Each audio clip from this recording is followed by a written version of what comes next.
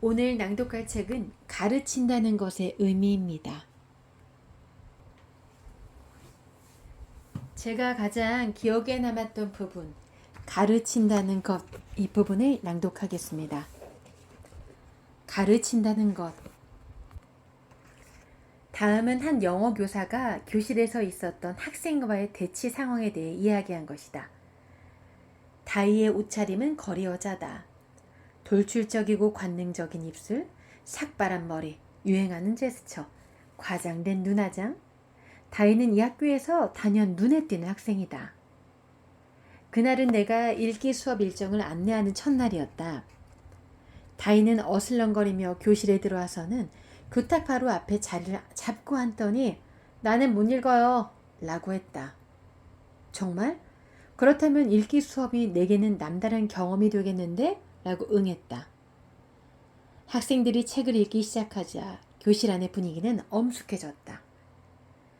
조잘거리는 소리, 돌아다니는 소리, 대신 침묵이 흘렀다.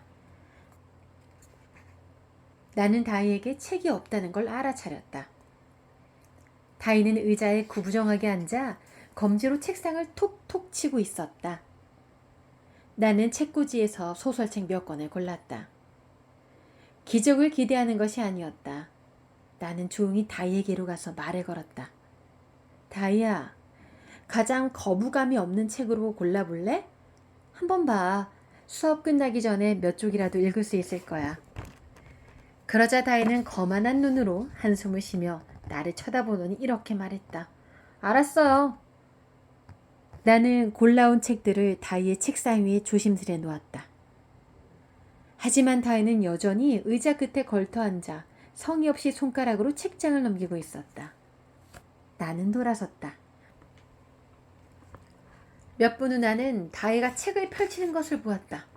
아, 그래 됐어. 지금 나는 그 책으로 다이를 보기 좋게 낚은 느낌이다. 나는 희망에 부푼다. 언젠가 다이는 책 읽는 학생이 될 거야. 이게 무슨 일인가? 다이는 교사의 약을 올렸지만 교사는 교사의 권위를 부리지 않았다. 교사가 묘사하는 내용이 밝기도 하지만 아주 정중하다. 교사는 다이에게 인격적이다. 교사는 다이가 인정받고 싶어 한다는 것을 알아차리고 이런 이해의 기초에서 주의 깊게 대응한 셈이다. 교사는 학생에게 다가가는 방법과 적당한 거리를 유지하는 방법을 감각적으로 맞췄다. 하지만 교사가 무슨 말을 해야 할지 어떻게 알았을까?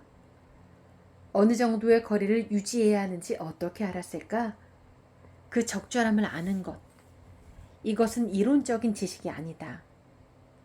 그렇다고 우리가 알고 있는 전문적인 기술도 아니다. 여기에는 일반적인 원칙이 적용되는 것도 아니다. 다만 교사가 이 상황을 현실적으로 이해하고 받아들이고 교육적으로 행동해야 한다.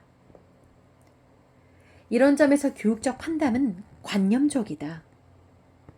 일반적으로 사려 깊은 사람은 경박한 사람보다 상대적으로 어떤 상황에서 더 예민하고 그래서 더 섬세하다. 교육적 판단은 성찰 능력이라고 할 수 있는데 이것은 과거의 경험을 숙고하는 과정에서 형성된다. 그리고 지금 이 순간 즉각적으로 해야 하는 것에서 무엇이 중요한지를 감지하면서 형성된다. 교육적 판단은 학생에게 귀 기울이고 학생을 인식할 줄 아는 능력에 기인한다. 가르침에 대한 감각은 단순히 기술이 아니다. 오히려 임기응변적이다. 다이의 선생님은 이것을 알고 있었다. 다이와 나는 좋은 교사, 학생의 관계로 발전했다. 이건 좀 놀랄만하다. 왜냐하면 다이는 그의 문제 행동 때문에 과학 선생님, 수학 선생님들과는 잘 지내지 못하기 때문이다. 그러다 보니 다이는 수학이나 과학 공부를 가끔 도서관에서 한다. 그래서 다이는 나와 사서 선생님이 이야기하고 있는 모습을 자주 본다. 우리는 우리 대화에 다이를 끼워주었다. 때로는 다이가 내 국어 수업이 성공적이었는지 아니었는지를 평가해 주기도 한다. 다이는 명석한 판단력을 지닌 똑똑한 학생이었다. 그래서 자기보다 판단력이 느린 친구들을 보면 바로 모욕을 준다. 다이는 가끔 교실에서 이런 말도 내뱉는다. 너희는 이런 반복 연습이 필요하지만 나는 그럴 필요가 없어. 그러고는 책상에 머리를 떨어뜨리고 조는 척한다. 이런 일이 일어나고 며칠 후 나는 다이와 신중함에 대해서 대화를 했다. 다이는 내가 자신의 일을 다하고 토론에도 참여하기를 바란다는 것을 알게 되었다. 그래서인지 다이는 진지하게 공부에 임한다. 지난주에 일이다. 다이는 수업이 시작하기 전에 내게 이런 말을 했다. 선생님도 아시겠지만 이 두 개의 질문이 어려워요. 걱정 마 다이야. 그렇잖아도 수업 시간에 그 문제에 대해 토론할 참이야. 나는 문학 독해 수업을 시작하면서 학생들에게 이렇게 말했다. 나는 이 질문이 여러분에게 어렵다는 걸 알아. 추론은 항상 명확하지 않기 때문이거든. 몇 분 전에 다이가 특히 두 가지 질문이 어렵다고 말하더구나. 너희 중에도 비슷한 생각을 한 사람이 있니? 나는 열의를 가지고 토론을 시작했다. 그러나 채 10분도 안 돼서 다이는 얼굴이 벌개진 다른 학생을 조롱하고 핥히며 교실 전체를 휘저어 놓기 시작했다. 그 순간 소위 말하는 가르침에 대한 나의 열정이 순식간에 식어버렸다. 나는 수업을 멈췄다. 교실 안에는 긴장이 감돌았다. 나는 다이를 노려보며 나리선 목소리로 다그쳤다. 당장 그만두지 못해? 내가 다른 사람에게 피해를 주고 있잖아. 나는 허둥지둥 수업을 마쳤다. 나는 실망을 넘어 배신감이 들었다. 학생들이 교실을 떠난 후 나는 다이에게 말했다. 좋은 수업이 아니었어. 다이는 응수했다. 예, 저도 알아요. 하지만 며칠 지나지 않아 내가 무슨 짓을 했는지 깨달았다. 교사의 적절치 못한 말이나 생각 없이 한 말이 교사 학생 간의 관계를 망칠 수 있다는 것이 진부하게 될지 모르겠다.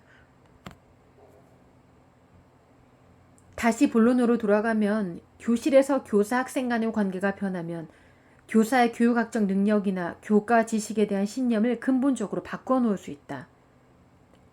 아이를 가르치기 위해서 교사는 배려와 민감성을 발휘해야 한다. 하지만 이런 민감성을 설명해주는 교육학 관련 책은 거의 없다. 왜 없을까? 이것은 단도직입적으로 설명할 수 없기 때문이다. 그러나 예시나 일화를 통해 우리는 교육학적 민감성을 설명할 수 있다. 내가 지금 시도하고 있는 것이 바로 그것이다. 나는 교육학적 민감성이란 상황을 감각적으로 아는 것, 상황에 맞추는 것이라고 생각한다. 어떻게 하면 가능할까? 우리가 교육적 판단력을 개발하고 연습할 수 있는 방법은 먼저 지식의 원천을 이해하는 것이다. 육체와 정신이 얼마나 밀접하게 연결되어 있는가? 눈은 영혼의 거울이라고도 한다. 이 말은 곧 사람은 내부의 거울이고 세상은 외부의 거울임을 뜻하는 것이기도 한다. 감각을 통해서 우리는 보고 듣고 만지면서 어린이라는 존재와 관계를 맺는다. 예컨대 얼핏 본 것을 어떻게 경험하는지 생각해보자. 언뜻 보면서 우리는 보기도 하고 보이기도 한다. 영혼은 얼핏 자신을 보여주거나 표현한다. 따라서 우리는 사랑하거나 미워하면서 믿거나 두려워하면서 따뜻하거나 냉정한 가운데 동경하거나 혐오하면서 혹독하거나 관대하면서 자신감에 차 있거나 불안해하는 가운데 친절하거나 무관심하면서 희망 혹은 절망 안에서 솔직함이나 속임수와 같은 시선으로 다른 사람의 영혼을 얼핏 본다. 타인을 알려면 그를 보아야 한다. 그리고 타인이 얼핏 보여주는 것을 통해서 그가 우리를 어떤 모습으로 알고 있는지까지도 알 수 있다.